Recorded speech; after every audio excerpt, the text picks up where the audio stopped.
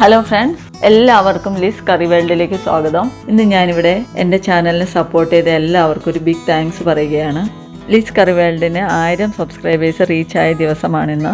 നിങ്ങളുടെ എല്ലാവരുടെയും സപ്പോർട്ട് ഇനിയും പ്രതീക്ഷിക്കുന്നു. Thank you all for your support.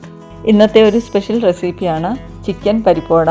Chicken പരിപ്പോട എങ്ങനെ തയ്യാറാക്കാമെന്നും അതിനുള്ള ഇൻഗ്രീഡിയൻസ് എന്തൊക്കെയാണെന്ന് നമുക്ക് നോക്കാം. പരിപ്പ് 1 കപ്പ്, ചിക്കൻ 300 ഗ്രാം, സവാള ഒരു മീഡിയം സൈസ്, ഇഞ്ചി ഒരു വലിയ കഷ്ണം, മഞ്ഞൾപ്പൊടി 1/2 ടീസ്പൂൺ, മുളക് പൊടി 1 ടീസ്പൂൺ, പച്ചമുളക് 7 എണ്ണം, മല്ലിയില, ആവശ്യത്തിനുള്ള കറിവേപ്പില, ഉപ്പ് 3/4 ടീസ്പൂൺ. ഇത്രയും സാധനങ്ങളാണ് പരിപ്പടയ്ക്ക് ആവശ്യമുള്ളത്.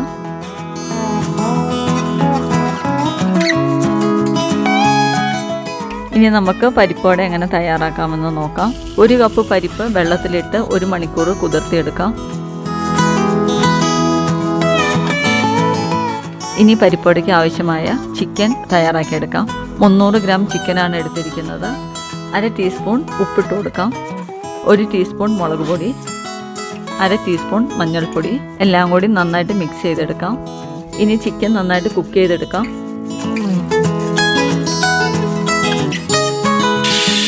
ഇപ്പം 3 വിസിൽ വന്നിട്ടുണ്ട്. ഇനി നമുക്കത് തുറന്ന് നോക്കാം. ചിക്കനിൽ കുറച്ച് വെള്ളമുണ്ട്, അതൊന്ന് ഒന്നും കൂടി ഒന്ന് വറ്റിച്ചെടുക്കാം.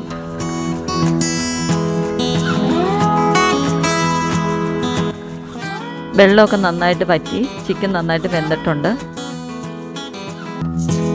ചിക്കൻ്റെ ചൂടാറിയതിന് ശേഷം ചെറിയ കഷ്ണങ്ങളാക്കി എടുക്കാം.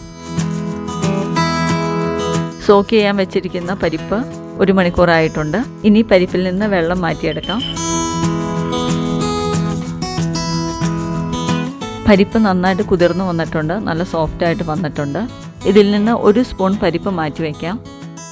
ഇനി മിക്സിയുടെ ജാറിലേക്ക് പരിപ്പിട്ട് കൊടുക്കാം. ആദ്യം പരിപ്പിട്ട് കൊടുക്കണം,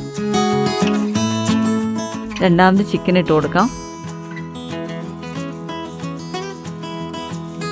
ബാക്കിയുള്ള ഇൻഗ്രീഡിയൻസ് കൂടി ഇട്ട് വെള്ളം കൂടാണ്ട് അരച്ചെടുക്കണം.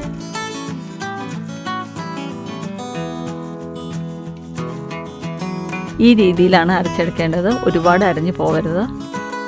ഇനി ഇതിലേക്ക് കുറച്ച് കറിവേപ്പിലയും നേരത്തെ എടുത്തു വെച്ചിരിക്കുന്ന 1 സ്പൂൺ പരിപ്പും കൂടി ഇട്ട് നന്നായിട്ട് മിക്സ് ചെയ്തെടുക്കാം.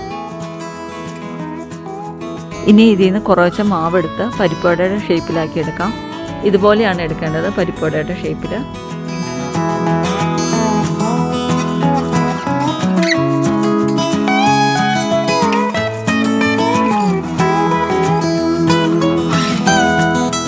ഇനി ഒരു പാനിലേക്ക് വെളിച്ചെണ്ണ ഒഴിച്ചു കൊടുക്കാം.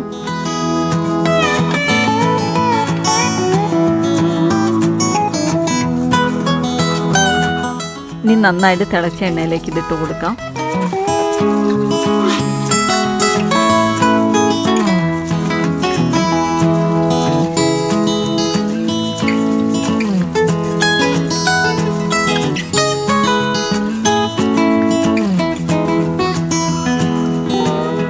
പരിപ്പൊടിയൊക്കെ നന്നായിട്ട് എണ്ണയിൽ മുങ്ങിക്കിടക്കണം. നല്ല ഗോൾഡൻ കളർ വരുന്നത് വരെ ഫ്രൈ ചെയ്തെടുക്കാം.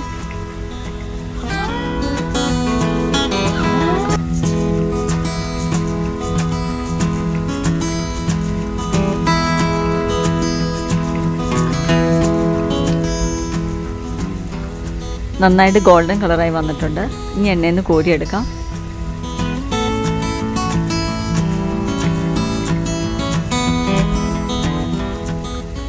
ഇതുപോലെ ഗോൾഡൻ കളർ ആകുമ്പോഴാണ് എണ്ണയിൽ നിന്ന് എടുക്കേണ്ടത്. ഇനി ബാലൻസ് ഉള്ള ബാറ്ററും കൂടി വറുത്ത് കോരിയെടുക്കാം.